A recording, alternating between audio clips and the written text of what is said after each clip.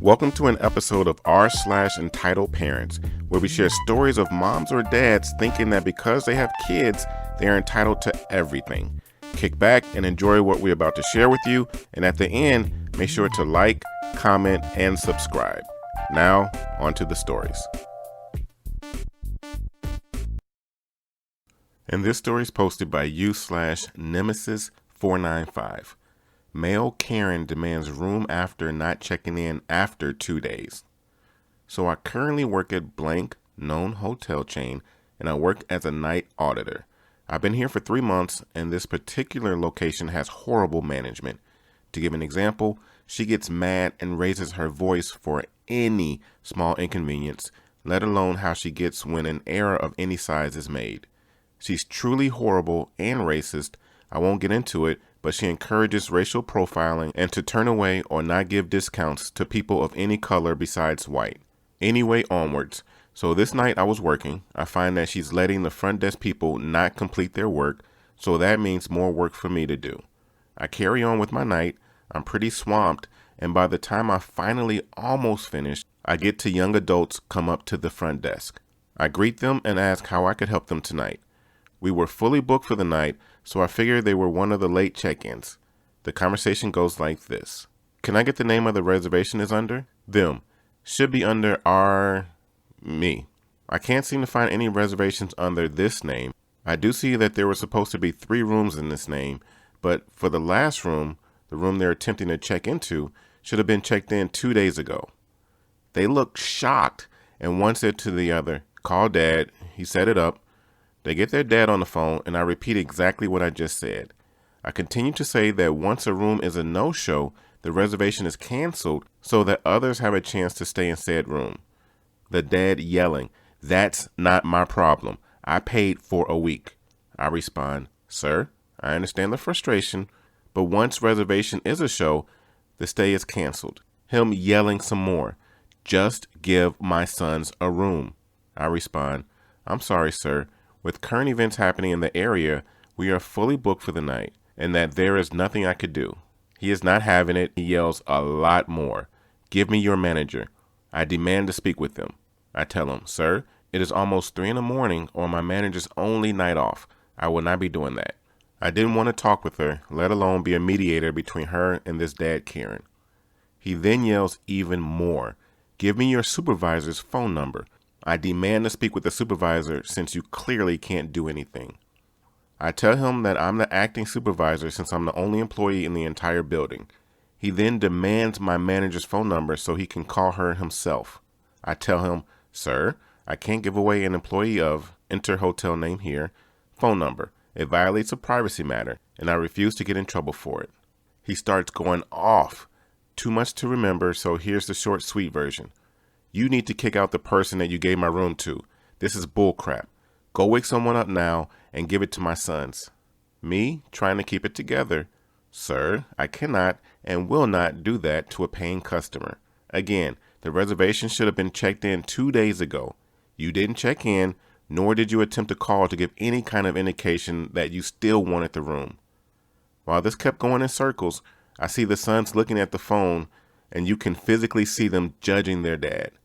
They looked up and both mouthed, sorry. When their dad catches his breath to try and keep going, they overtalk him so that he clearly hears what's going on.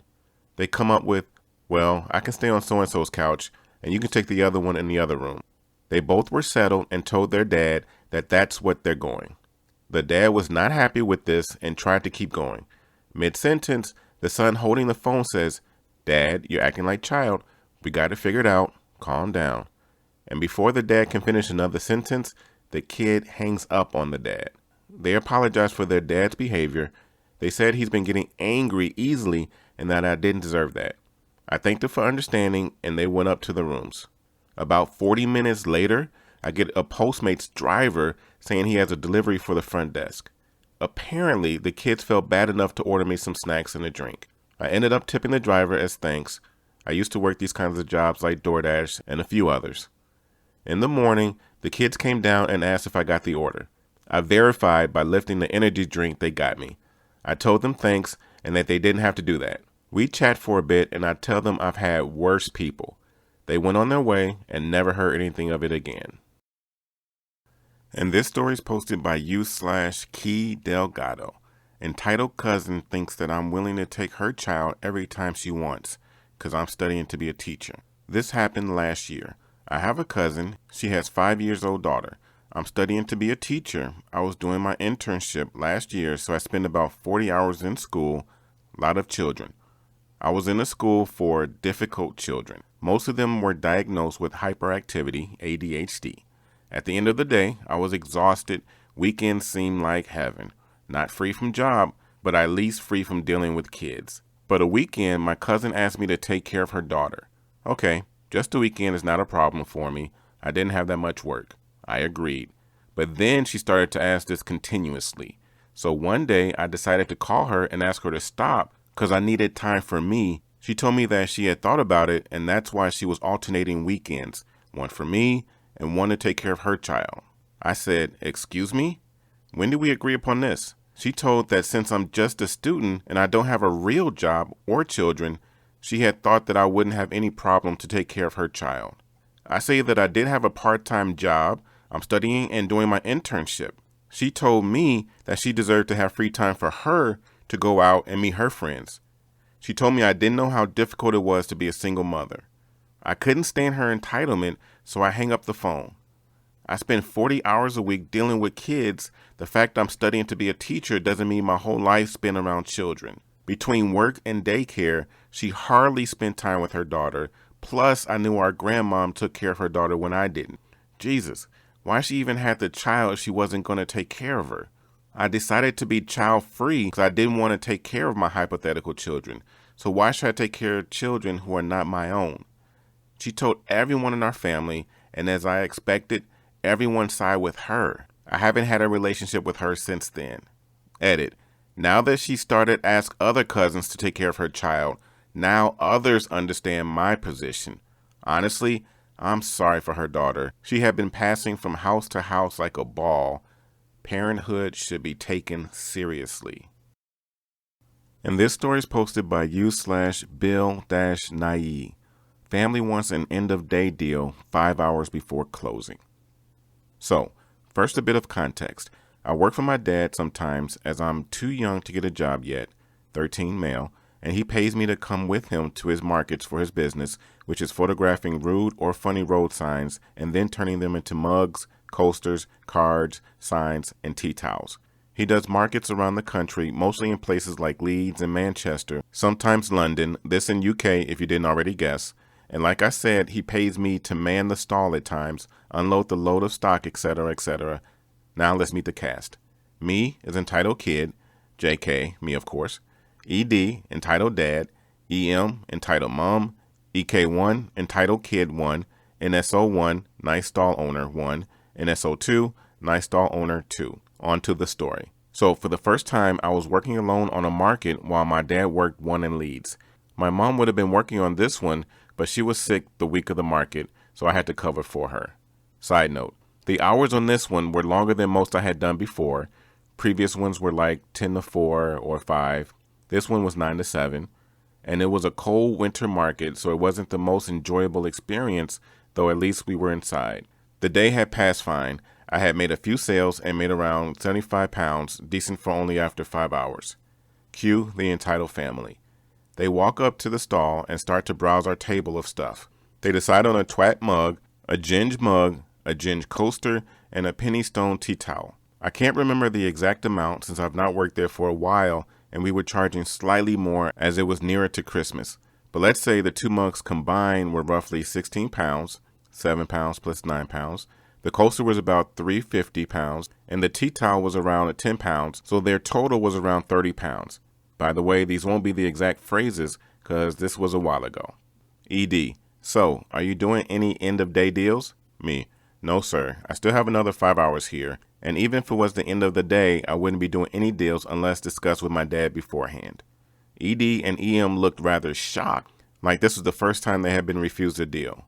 ED, listen kid, I worked in business before, and you never refuse a customer a deal. So how about it? Me. No, I will not give an end-of-day deal out to you, especially when it's the middle of the god darn day. This time, the EM decides to get involved.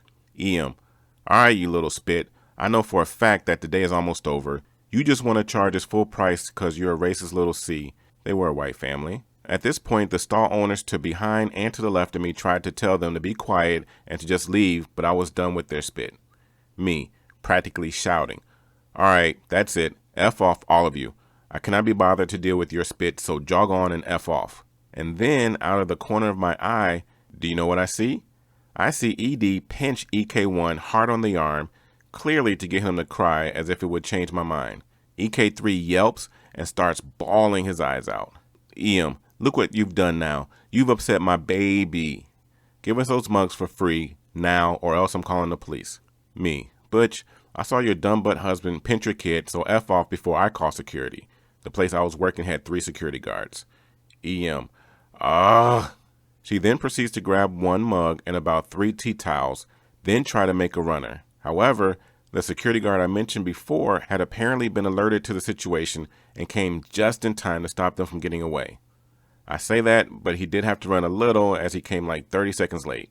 Unfortunately, they did smash the mug they stole, which was annoying, but they were made to pay for it, so it's all good. Long story short, they got banned from the market and I got my stock back. Edit. Received a comment about me being left alone for the day on this market and realized I forgot to say that my grandparents were checking in on me every hour and a half or so. Also, I had people around who my dad has met on other markets who my dad had asked just to keep an eye on me. Those were 3 great stories. To hear the best stories of the week, click on the video in the top left-hand corner. To hear more Reddit stories all related to what you just heard, click on the video in the top right-hand corner. If you have not already done so, click on the subscribe button in the bottom right-hand corner. Once again, this is TNA, Top Notch Audio. Thank you for listening and have yourself a great day.